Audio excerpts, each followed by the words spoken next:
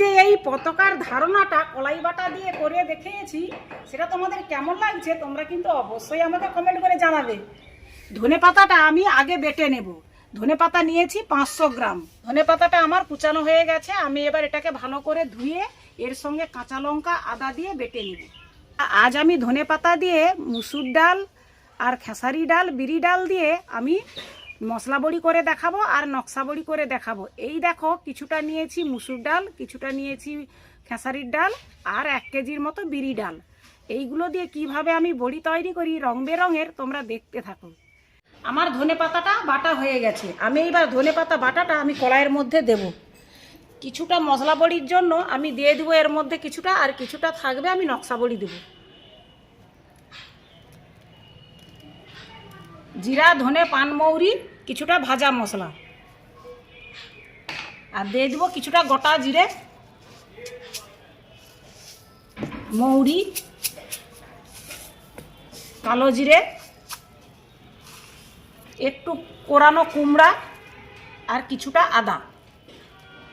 এগুলো আমি সব একসঙ্গে মাখিয়ে নুনটা আমি ডাবার পরেই দেব। সবসময় তো একই রকম মশলা কুমড়ো এই সব দিয়ে সবসময় বড়ি করে আমরা খাই, তো এক আধবার কি ধনে পাতার সিজনে ধনে পাতা দিয়ে যদি আমরা বড়ি করি, সেই বড়িটার কিন্তু সেন্ট স্বাদ সম্পূর্ণ আলাদা। এমনি বড়ি খাওয়ার থেকে এ বড়ি বারবার খেতে চাইবে সকলে। মাখানো আমার হয়ে গেছে। এর মধ্যে একটু একটু করে নিয়ে এবারে দেবে নেব। থাকুন, এর মধ্যেও আমি বাটা পাতাটা দিয়ে দেব। তাকে আবার দিয়ে দেব।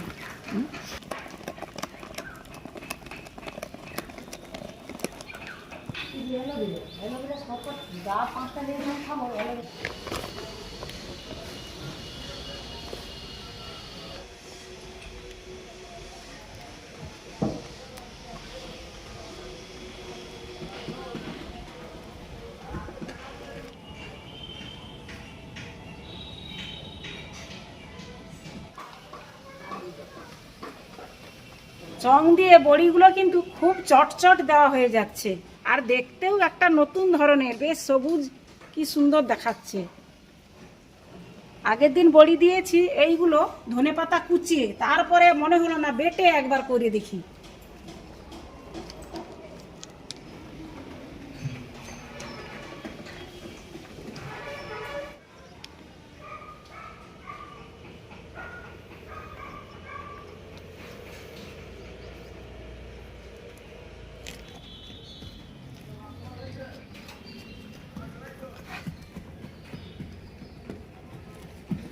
বন্ধুরা, আমি কিন্তু আগে বিরি কলাই আর ধনে পাতা বাটা একসঙ্গে মিক্সড করে আমি কিছুটা নকশা বড়ি দিয়ে দিয়েছি।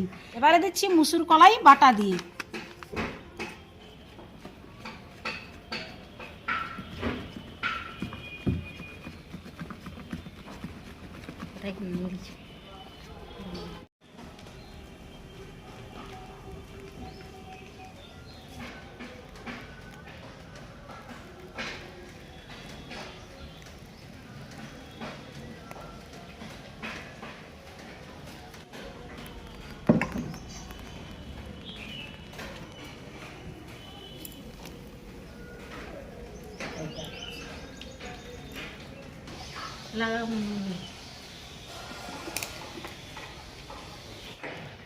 বন্ধুরা, আমার কিন্তু বড়ি দিবা কমপ্লিট হয়ে গেছে। দেখো, আমি যেরকম বলেছি সেই রকমই রং বেরঙের বড়ি। 3 রকমের কলাই ছিল, কলাই বেটেই কিন্তু আমি এইভাবে বড়ি দিয়েছি। দেখো কত সুন্দর হয়েছে, আর এই বড়িগুলো টেস্টও হবে, ফলকাও হবে। আর বন্ধুরা, এই দেখো একটা নতুন টাইপের, ঠিক যেন দেশের পতাকার স্টাইলটাই আনতে পেরেছি। হয়তো সম্পূর্ণ পারিনি, এটা তো বড়ি, এটা তো আর পতাকা সত্যি কাপড়ের পতাকা নয় যে একদম নিখুঁতভাবে তার আঁকা থাকবে। আমি যেমন পেরেছি, যতটা পেরেছি করেছি, তো দেখতে কিন্তু কিছুটা পুরো পতাকার মতোই দেখাচ্ছে। আমি যে এই পতাকার ধারণাটা কলাই বাটা দিয়ে করে দেখিয়েছি, সেটা তোমাদের কেমন লাগছে তোমরা কিন্তু অবশ্যই আমাকে কমেন্ট করে জানাবে। তো বন্ধুরা, আমি কিন্তু এগুলো আজকে আর দেখাতে পারবো না তুলে, এটা আমার শুকাতে অন্তত 2 দিন লাগবে। আমি কাল বিকালে তোমাদেরকে এইগুলো আবার ভালোভাবে দেখাতে পারবো। বন্ধুরা, আমার বড়ি কিন্তু শুকিয়ে গেছে। আমি এবার বড়িগুলো তুলে নেব। এই যে একদম ভালোভাবে শুকিয়ে গেছে।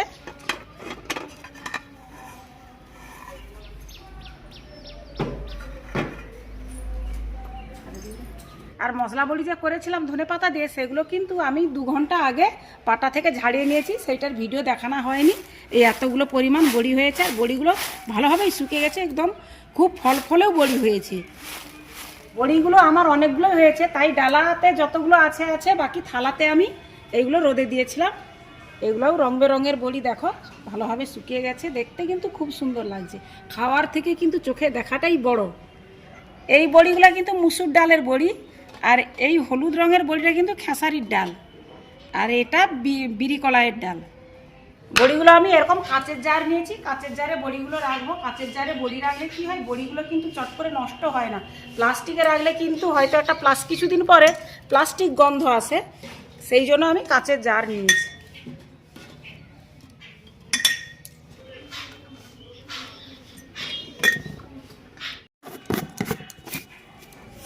বন্ধুরা, আমি একটা বড়ি ভেঙে তোমাদের দেখাচ্ছি কতটা হালকা আর মুচমুচে হয়েছে।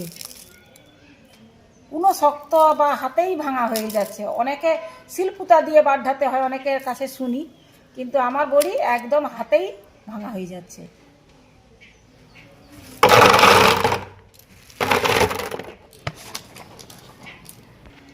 বন্ধুরা, আমার ভালোভাবেই বড়িগুলো শুকনো হয়ে গেছে।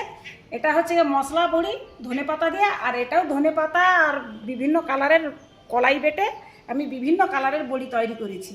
বড়িগুলো কেমন হয়েছে তোমরা কিন্তু অবশ্যই কমেন্ট করে জানাবে। আমি কিন্তু নতুন ধরনের বড়ি বানিয়ে তোমাদের দেখাচ্ছি। আমি কিন্তু আশা করব তোমরা কমেন্ট করে জানাবে আমাকে। তো আমার এই বড়ি ভিডিওটা এখানেই শেষ করলাম। আমি আসছি আবারও পরের একটি ভালো ভিডিও নিয়ে।